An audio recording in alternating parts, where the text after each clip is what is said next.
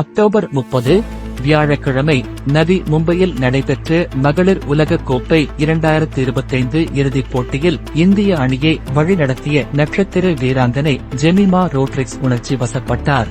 வெற்றிக்கு பிறகு பேசிய ஜெமிமா, இயேசுவின் கிருபையில்லாமல் இந்த வெற்றியை அடைந்திருக்க முடியாது என்று உணர்ச்சி மிகுந்து தெரிவித்தார். மேலும் கடந்த 6 மாதங்களாக தன்னை உற்சாகப்படுத்திய தனது பெற்றோர் மற்றும் நண்பர்களுக்கும் அவர் நன்றி தெரிவித்தார். Firstly, I want to thank Jesus because I couldn't do this on my own. I know He carried me through today. I just keep talking to myself. But towards the end, I was just quoting one scripture from the Bible because I had lost energy. I was very tired. I was drained. But one scripture that says, just stand still and God will fight for you. And that's what I did. I just stood there and He fought for me.